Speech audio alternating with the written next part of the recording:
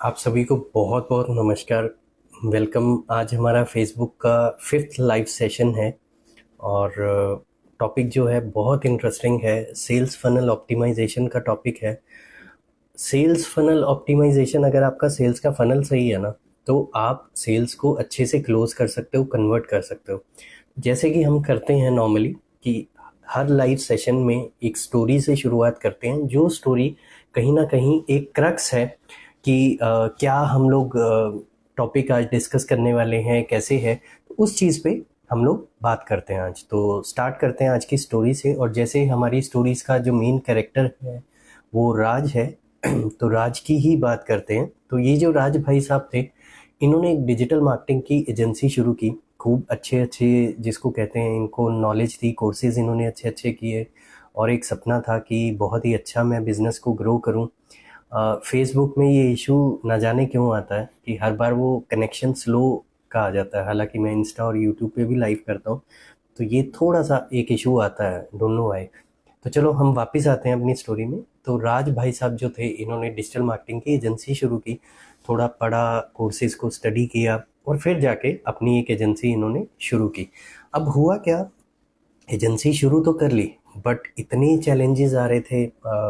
अब जैसे ही इन्होंने सोचा कि हाँ मैं क्लाइंट्स लाऊंगा और सर्विस दूंगा, तो इन्होंने एक वेबसाइट बनाई। उससे लीड्स भी जनरेट करना शुरू की, क्योंकि डिजिटल मार्केटिंग फील्ड में थे तो लीड्स जनरेट कर पा रहे थे। बट प्रॉब्लम यहाँ आ रही थी कि कन्वर्जन नहीं कर पा रहे थे। जो सेल्स क्लोजिंग की अगर हम बात करें, वो नहीं हो पा रही थी। कि लीड्स आ रही थी but they were not converting.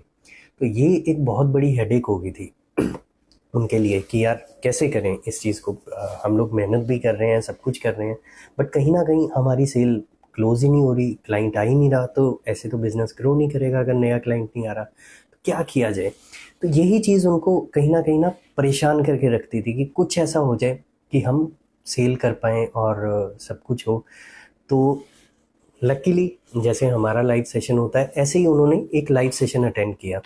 अब जब लाइव सेशन अटेंड किया, तो जैसे आज हमारा टॉपिक सेल्स फनल ऑप्टिमाइजेशन का है, तो उस दिन भी कुदरती सेल्स फनल ऑप्टिमाइजेशन ही था। तो अब मैं अपनी तारीफ नहीं कर रहा कि हमारा सेशन देख के उन्होंने वो किया, बट स्टिल किसी एक अच्छे जो बिजनेस का समझा रहे थे, उनका सेशन अटेंड किया और सेल्स फनल ऑप्टिमाइजेशन का उन्होंने समझा कि उन्होंने उसमें स्टेप्स बताए। एक आइडा मॉडल रहता है, जिसमें अवेयरनेस, इंटरेस्ट, डिज़ायर और आपका एक्शन का रहता है। और वहाँ से फिर अ, आप सेल्स को क्लोज करते हैं। तो अब ये जो राज भाई साहब थे, इन्होंने समझा कि अच्छा फनल बनती है और तब जाके सेल्स क्लोज होती है, बट मैं तो ऐसा कुछ कर ही नहीं रहा था। तो फिर उन्होंने क्या किया, कहीं ना कहीं उस चीज़ को और इन डेप्थ देखा, समझा। तो फिर उनको समझ आया, थैंक यू सर, कि हमें एवरी स्टेप जो है, हर स्टेप जो है बायर जर्नी का, उसको समझना है और अकॉर्डिंगली हर स्टेप पे वैल्यू ऐड करनी है। तो ये कहीं ना कहीं जब उनको चीज़ समझ आई, उन्होंने उस चीज़ को इम्प्लीमेंट करना शुरू किया, प्रॉपर फनल बना के, उनका कन्वर्जन बहुत अच्छा होना शुरू हो गया। और फिर वो डिजिटल मार्केटिंग जो एजेंसी है स्केल अप भी हो गई। तो इतना क्रूशल और इम्पॉर्टेंट रोल है एक सेल्स फनल का। तो अगर हम सेल्स फनल को अच्छे से ऑप्टिमाइज कर लेते हैं, तो हमारा सेल्स अच्छा निकलता है। तो ये था हमारा आज का जो कहानी का एक क्रक्स कि सेल्स फनल कैसे करनी है और क्या करनी है। अब इससे पहले कि हम वापस आएँ आज के टॉपिक पे, सेल्स फनल ऑप्टिमाइजेशन में, देखिए सेल्स फनल ऑप्टिमाइजेशन जो है ना, बहुत क्रूशल है अगर मैं बात करूं पोटेंशियल लीड्स को लॉयल कस्टमर्स में कन्वर्ट करने के लिए।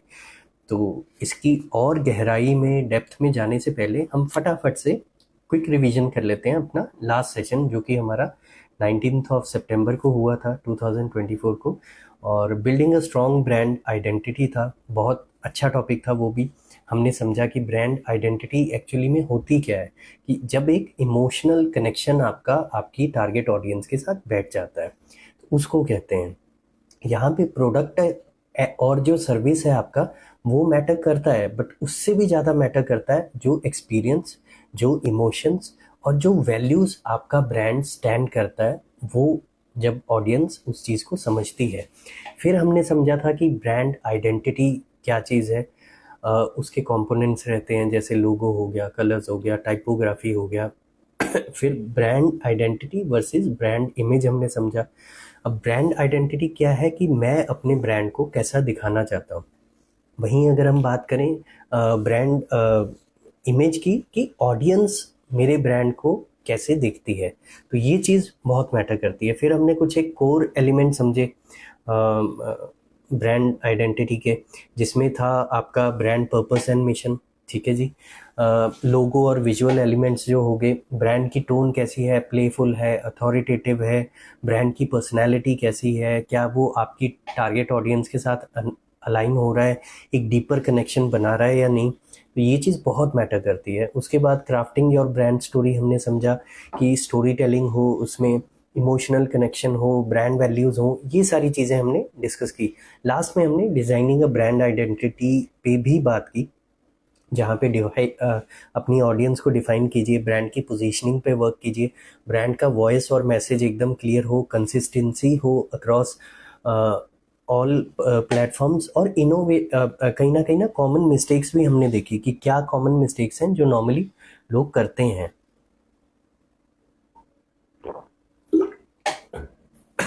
सॉरी, मेरी थोड़ी तबीयत ढीला चल रही है पिछले काफ़ी टाइम से। हाँ, मिस्टेक्स पे हम लोग आ जाते हैं।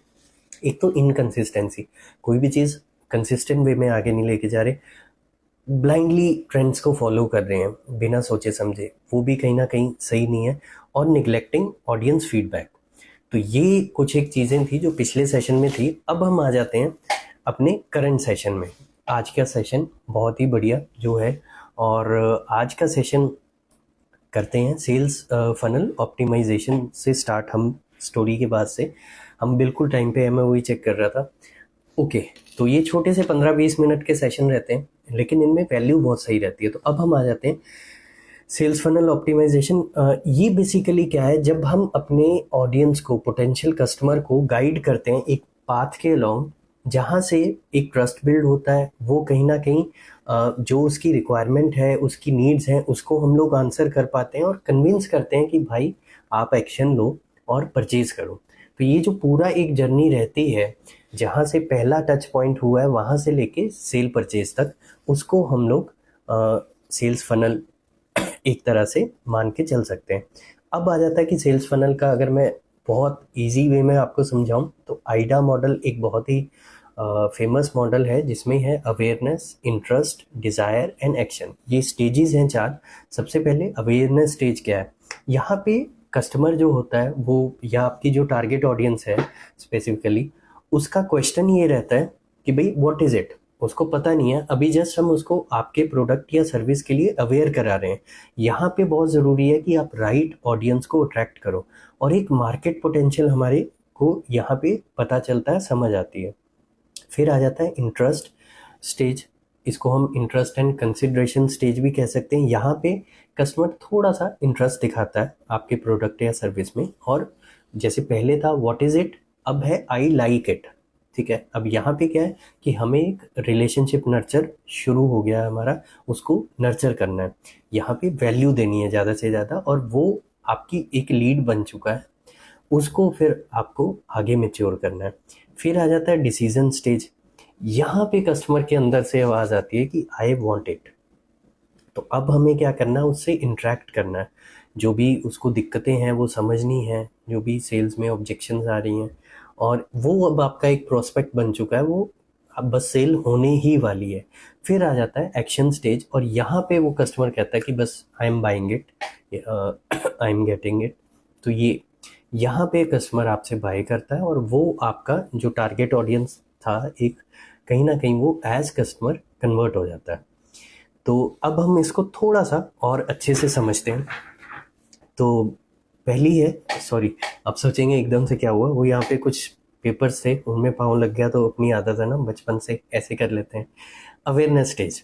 अब अवेयरनेस स्टेज में क्या रहता है कि हमें बहुत ज़रूरी है कि हम राइट ऑडियंस को टारगेट करें, अदरवाइज़ हमारा पर्पस सॉल्व नहीं होगा, और वहाँ पे हम लीड मैग्नेट्स को ऑफर कर सकते हैं। अब ये लीड मैग्नेट्स क्या हैं, ये हैं जैसे ई बुक्स आपने दे दिया कि आप फॉर्म फिल करो, एक ई बुक मिलेगी, वेबिनार फ्री आपने दे दिया, या फ्री ट्रायल दे दिया, ये सारी चीज़ें।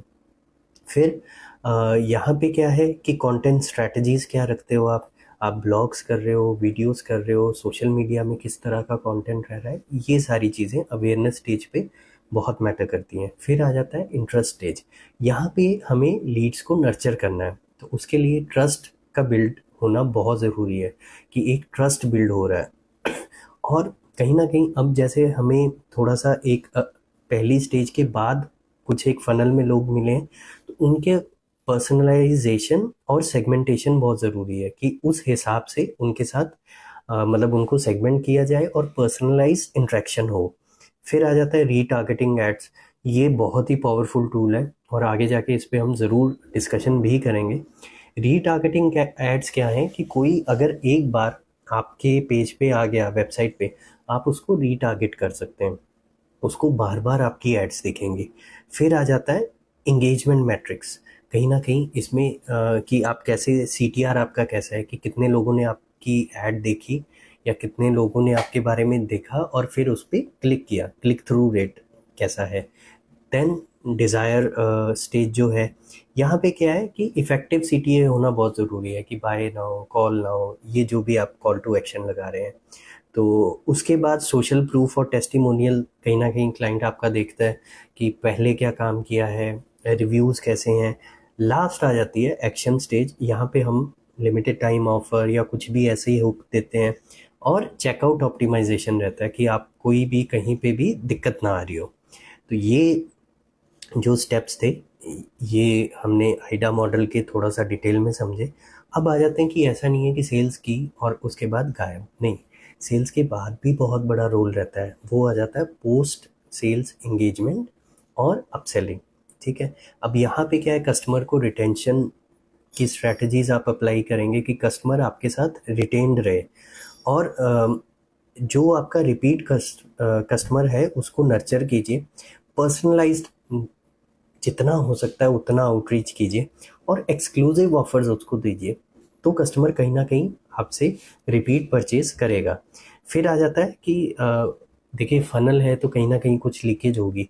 अब इस फनल की लीकेज को कैसे फिक्स किया जाए, पहले तो कैसे ढूंढा जाए और कैसे फिक्स किया जाए, उस पर आ जाते हैं कि कॉमन फनल के क्या बॉटलनेक है। पहले तो लैंडिंग पेज पे हम ले जाते हैं, बट वो लैंडिंग पेज हमारा इतना पुअर होता है, ना मोबाइल पे प्रॉपर खुलता है और स्पीड इतनी स्लो है, ना वो प्रोफेशनली डिज़ाइन है, तो पुअर लैंडिंग पेज ना हो, फिर उसकी परफॉर्मेंस अच्छी हो। और कई बार आपने देखा होगा कि जो चेकआउट कार्ट है, लोग वहाँ से वापस चले जाते हैं, तो कार्ट में ऐसा कोई इशू ना हो, बहुत स्मूथ जिसको कहते हैं कि वो ट्रांसफॉर्मेशन सारी रहे।